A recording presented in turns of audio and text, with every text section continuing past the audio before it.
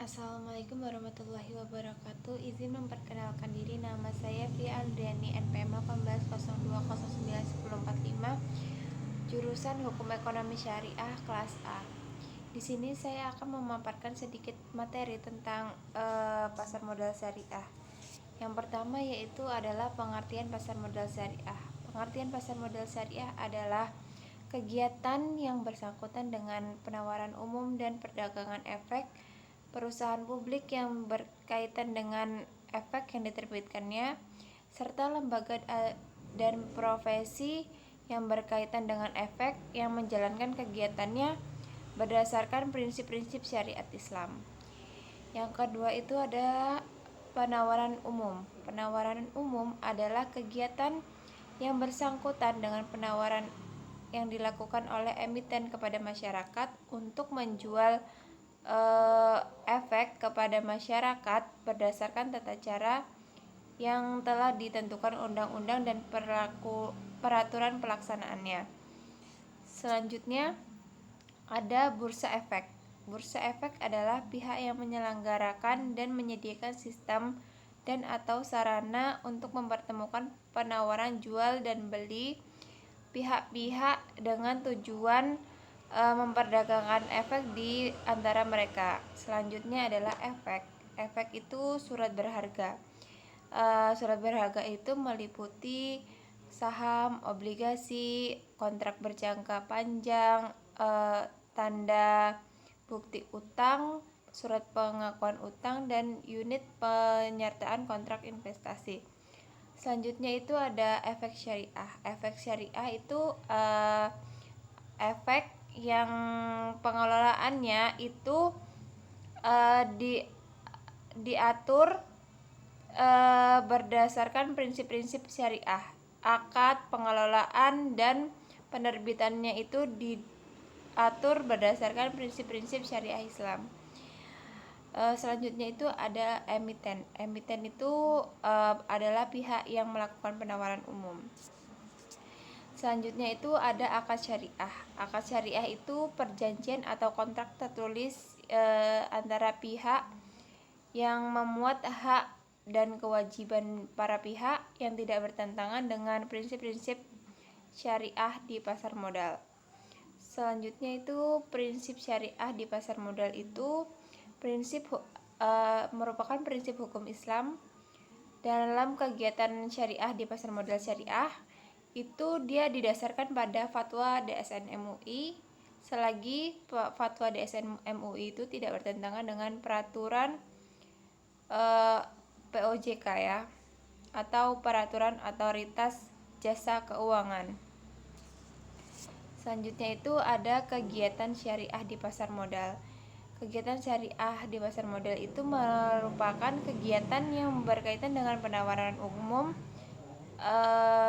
dan perdagangan efek, pengelolaan investasi syariah di pasar modal, dan emiten atau perusahaan publik yang berkaitan dengan efek syariah yang diterbitkannya. Selanjutnya itu ada resume jurnal. Di sini saya akan menjelaskan sedikit tentang resume jurnal saya tentang eksistensi pasar modal syariah. Eksistensi pasar modal syariah ini memiliki karakteristik yang berbeda dengan pasar modal konvensional, di mana perbedaan tersebut dapat kita lihat dari pengelolaan. Pasar modal syariah itu pasti didasari dengan prinsip-prinsip hukum Islam. Prinsip-prinsip hukum tersebut pasti didasari juga dari Al-Quran maupun hadis dan sumber-sumber hukum Islam lainnya.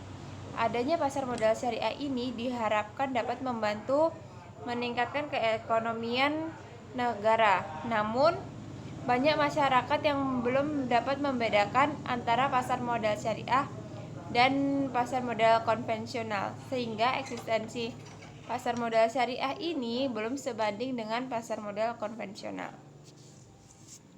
Selanjutnya di Indonesia ini pasar modal syariah itu berkembang cukup baik ya, meskipun tidak secepat perkembangannya dengan perbankan syariah. Namun, kecenderungan itu terus meningkat sejalan berkembangannya industri keuangan di Indonesia. Salah satu alasan dikembangkannya pasar modal syariah ini untuk mengakomodir kebutuhan umat Islam untuk investasi di pasar modal yang sesuai dengan prinsip syariah. Meskipun pertumbuhan pasar modal syariah ini cukup menggembirakan, namun ekspos pasar modal syariah ini masih minim. Kurangnya pemahaman masyarakat terhadap pasar modal syariah ini menjadi keraguan investor menanamkan modalnya di pasar modal syariah. Oleh karena itu, dibutuhkan pemahaman yang baik mengenai pasar modal syariah ini.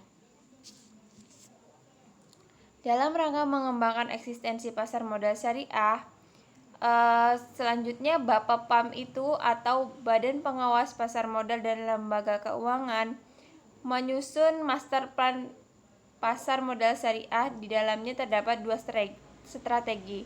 Strategi yang pertama itu menyusun kerangka hukum yang dapat memfasilitasi perkembangan pasar modal syariah. Dan strategi yang kedua itu mendorong perkembangan serta menciptakan produk-produk yang berbasis syariah di pasar modal syariah.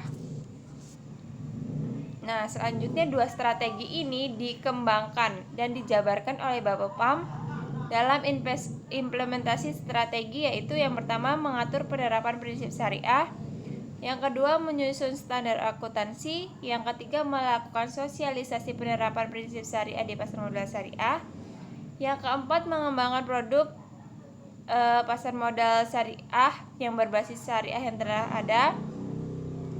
Yang kelima itu menciptakan produk-produk baru yang berbasis syariah.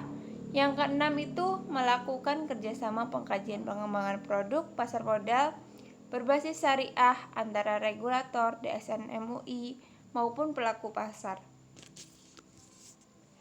Demikian presentasi dari saya yang bisa saya sampaikan, kurang lebihnya saya mohon maaf. Wassalamualaikum warahmatullahi wabarakatuh.